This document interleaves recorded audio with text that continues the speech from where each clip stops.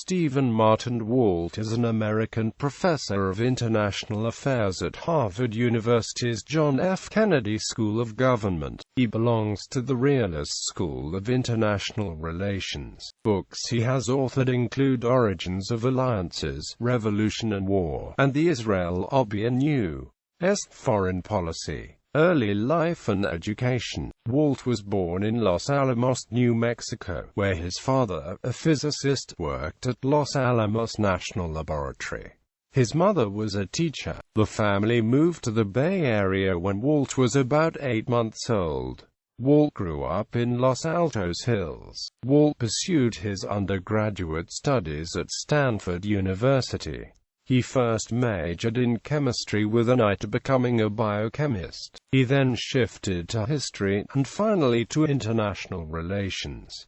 After attaining his B.A., Walt began graduate work at UC Berkeley, graduating with a M.A. in political science in 1978, and a Ph.D. in political science in 1983. Career. Walt taught at Princeton University and the University of Chicago, where he served as Master of the Social Science Collegiate Division and Deputy Dean of Social Sciences. As of 2015, he holds the Robert and Renee Belfer Professorship in International Affairs in the John F. Kennedy School of Government at Harvard University. Other professional activities. Walt was elected a Fellow in the American Academy of Arts and Sciences in May 2005. He spoke at the Saltzman Institute of War and Peace Studies at Columbia University in 2010. In 2012, Walt took part in a panel at the One State Solution Conference at the Kennedy School, along with Alia Bunima and Eve Spangler. Walt spoke at Clark University in April 2013. He gave a talk at the College of William and Mary in October 2013 about why U.S. foreign policy keeps failing. He delivered the 2013 F. H. Hinsley Lecture at Cambridge University. Views and Opinions. American Power and Culture. In a comprehensive 2005 article, Taming American Power, Walt argued that the U.S. should make its dominant position acceptable to others by using military force sparingly, by fostering greater cooperation with key allies, and, most important of all, by rebuilding its crumbling international image. Quote, he proposed the U.S. resume its traditional role as an offshore balancer, intervening only when absolutely necessary, and keeping its military presence as small as possible. In a late 2011 article for the National Interest entitled The End of the American Era, Walt read that America is losing its position of world dominance. Walt gave a speech in 2013 to the Norwegian Institute for Defense Studies entitled Why Does U.S. Foreign Policy Keep Failing? The Institute later described him as seeing an overwhelming bias among U.S. foreign policy institutions toward an activist foreign policy, and a propensity to exaggerate threats, noting the chances of being struck by lightning have been far greater since 2001 than death by terrorist attack. Quote, he also characterized the U.S. as lacking diplomatic skill and finesse, and advised Europeans to think of themselves and not rely on the U.S. for guidance or advice on solving the security issues. Ultimately, he argued, the United States is simply not skilled enough to run the world. Why are Americans so willing to pay taxes in order to support a world-girdling national security establishment? Asked Walt in 2013, yet so reluctant to pay taxes to have better schools, health care, roads, bridges, subways, parks, museums, libraries, and all the other trappings of a wealthy and successful society. Quote, He said this question was especially puzzling given that the United States is the most secure power in history and will remain remarkably secure, unless it keeps repeating the errors of the past decade or so. Europe in 1998, Walt read that deep structural forces were beginning to pull Europe and America apart. Walt argues that NATO must be sustained because of four major areas where close cooperation is beneficial to European and American interest. Defeating international terrorism. Walt sees a need for cooperation between Europe and the United States in managing terrorist networks and stopping the flow of money to terror cells. Limiting the spread of weapons of mass destruction. Walt argues that anti-proliferation efforts are most successful when Europe and the U.S. work in concert to bring loose nuclear material into responsible custody. He cites the case of Libya's willingness to abandon its nascent fission program after being pressured multilaterally as evidence of this. Managing the world economy. Lowering barriers to trade and investment, particularly between the U.S. and the EU, will accelerate economic growth. Notable differences in trade policy stem mainly in areas of agricultural policy. Dealing with failed states of breeding grounds for anti-Western movements. Managing failed states such as Afghanistan, Bosnia and Somalia require a multinational response since the U.S. has insufficient wealth to modernize and rebuild these alone. In this area, European allies are especially desirable because they have more experience with peacekeeping and nation-building. Eastern Europe and Russia. Walt believes extending invitations for NATO membership to countries in the former Soviet bloc is a dangerous and unnecessary goal, and nations, such as Ukraine, be neutral buffer state in perpetuity. For this perspective, he believed that arming Ukrainian armed forces after the annexation of the Crimea by Russia is a recipe for a longer and more destructive conflict. Middle East. Walt said in December 2012 that America's best course in the Middle East would be to act as an offshore balancer, ready to intervene if the balance of power is upset, but otherwise keeping our military footprint small. We should also have normal relationship with states like Israel and Saudi Arabia, instead of the counterproductive special relationships we have today.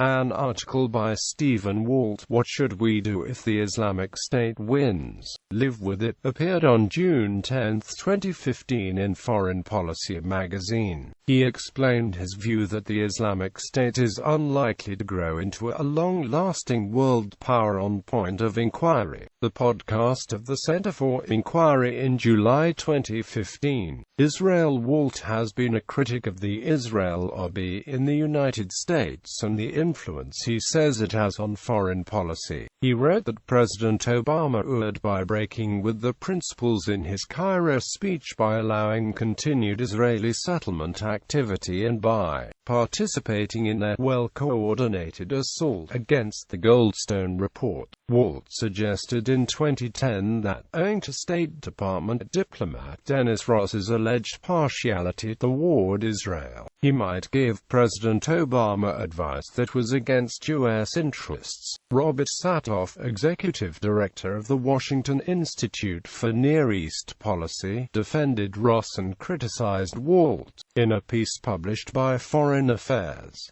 Satoff wrote that Ross's connection to WINEP is innocuous and that Walt mistakenly believes the U.S. cannot simultaneously advance strategic partnership both with Israel and with friendly Arab and Muslim states. After the Itamar attack, in which a Jewish family was killed on the West Bank in March 2011, Walt condemned the murderers, but added that, while we are at it, we should not spare the other parties parties who have helped create and perpetuate the circumstances, listing every Israeli government since 1967 for actively promoting the illegal effort to colonize these lands, Palestinian leaders who have glorified violence, and the settlers themselves, some of whom routinely use violence to intimidate the Palestinians who live in the lands they covet. Walt criticized the U.S. for voting against a Security Council resolution condemning Israel's West Bank settlements,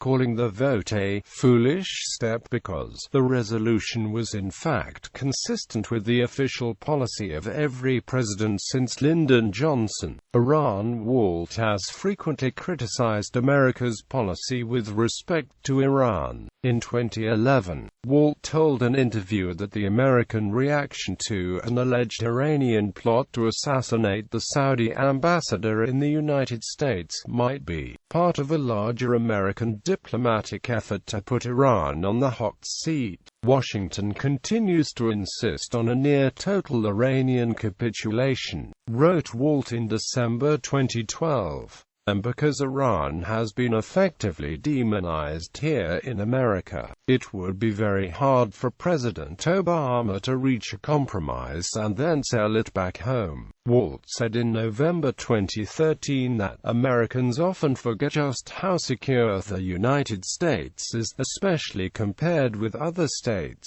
thanks to its power, resources, and geography, and thus routinely blows minor threats out of all proportion. I mean, Iran has a defense budget of about $10 billion. Yet we managed to convince ourselves that Iran is a very serious threat to U.S. vital interests. Ditto the constant fretting about minor league powers like Syria, North Korea, Muammar al-Gaddafi's Libya, and other so-called rogue states. Therefore, whatever happens in the Middle East, the United States can almost certainly adjust and adapt and be just fine. Libya. After visiting Libya, Walt wrote in Foreign Policy in January 2010 that while Libya is far from a democracy, it also doesn't feel like other police states that I have visited. I caught no whiff of an omnipresent security service, which is not to say that they aren't there. The Libyans with whom I spoke were open and candid and gave no sign of being worried about being overheard or reported or anything like that. I tried visiting various political websites from my hotel room and had no problems, although other human rights groups report that Libya does engage in selective filtering of some political websites critical of the regime. It is also a crime to criticize Gaddafi himself. The government's past human rights record is disturbing at best, and the press in Libya is almost entirely government-controlled. Nonetheless, Libya appears to be more open than contemporary Iran or China, and the overall atmosphere seemed far less oppressive than most places I visited in the old Warsaw Pact. David E. Bernstein, Foundation Professor at the George Mason University School of Law, criticized Walt in 2011 for accepting funding from the Libyan government for a trip to Libya, where he addressed the country's Economic Development Board and then wrote what Bernstein called a puff piece about his visit. Bernstein said it was ironic that Walt, after fulminating about the American domestic Israel Lobby, had thus become a part of the Libya lobby. Bernstein found it ironic that Walt, a leading critic of the friendship the U.S. and Israel, concludes his piece with the hope that the United States and Libya continue to nurture and build a constructive relationship, because, Israel is so much nastier than Gaddafi's Libya. Under the headline, Is Stephen Walt Blind, a Complete Fool, or a Big Liar? Martin Peretz of the New Republic mocked Walt for praising Libya, which Peretz called a murderous place, and for viewing its dictator as civilized. Peretz contrasted Walt's view of Libya, which Peretz noted he had visited for less than a day, with the New York Times report depicting Tripoli as a war zone. Syria. In August 2013, Walt argued that even if it turned out that Bashar al-Assad of Syria had used chemical weapons, the U.S. should not intervene. "Dead is dead, no matter how it is done," wrote Walt. Yes, Obama may be tempted to strike because he foolishly drew a red line over this issue and feels his credibility is now at stake. But following one foolish step with another will not restore that lost standing. Quote, in September 2013, Walt wrote an open letter asking his congressman to vote against a strike on Syria. Dr. Joseph Olmert pointed out at least two glaring inaccuracies, including Walt's failure to recognize that Syria is already a failed state and already riven by sectarian struggle, something that realist liberals find somehow hard to accept. Olmert noted that despite Walt's professed belief that Israel is at the center of all Middle East conflicts, Israel in fact has nothing to do with the conflicts in Syria, Egypt, Tunisia, or other countries in the region, which are mostly the makings of the Arabs, ones which ought to be solved by them. Walt posits that offshore balancing is the most desirable strategy when dealing with China. In 2011, Walt argued that China will seek to gain regional hegemony and a broad sphere of influence in Asia which was comparable in size to the USA's position in the Western Hemisphere. If this happens, he predicts that China would be secure enough on the mainland to give added attention to shaping events to its favor in far-flung areas. Given that China is resource-poor, the nation will likely aim to safeguard vital sea lanes in areas such as the Persian Gulf. In a December 2012 interview, Walt said that the United States does not help its own cause by exaggerating Chinese power. We should not base our policy today on what China might become 20 or 30 years down the road. Balance of threat theory. Walt developed the balance of threat theory, which defined threats in terms of aggregate power, geographic proximity, offensive power, and aggressive intentions. It is a modification of the balance of power theory developed by an realist Kenneth Waltz. Snowden case. In July 2013, Walt argued that President Obama should give Edward Snowden an immediate pardon. Mr. Snowden's motives, wrote Walt, were laudable. He believed fellow citizens should know the government was conducting a secret surveillance program enormous in scope, poorly supervised and possibly unconstitutional. He was right. History, Walt suggested, will probably be kinder to Mr. Snowden than to his pursuers, and his name may one day be linked to the other brave men and women, Daniel Ellsberg, Martin Luther King Jr., Mark Fell, Karen Silkwood and so on, whose acts of principled defiance are now widely admired. Books. In his 1987 book The Origins of Alliances, Walt examines the way in which alliances are made, and proposes a fundamental change in the present conceptions of alliance systems. Revolution and War exposes the flaws in existing theories about the relationship between revolution and war by studying in detail the French, Russian, and Iranian revolutions and providing brief views of the American, Mexican, Turkish, and Chinese revolutions. Taming American Power provides a thorough critique of U.S. strategy from the perspective of its adversaries. Anatol Levant called it a brilliant contribution to the American foreign policy debate. The Israel Lobby and U.S. Foreign Policy. In March 2006, John Mearsheimer and Walt, then academic dean of the Kennedy School of Government, published a working paper entitled The Israel Lobby and U.S. Foreign Policy, and an article entitled The Israel Lobby in the London Review of Books on the negative effects of the unmatched power of the Israel Lobby. Quote, "They defined the Israel Lobby as the loose coalition of individuals and organizations who actively work to steer U.S. foreign policy in a pro-Israel direction." Mearsheimer and Walt took the position that what the Israel Lobby wants, it too often gets. The articles, as well as the best-selling book Walt and Mearsheimer later developed, generated considerable media coverage throughout the world, contending that Walt and Mearsheimer are members of a school that essentially wishes that the war with jihadism had never started. Christopher Hitchens concluded that wishfulness has led them to seriously mischaracterize the origins of the problem.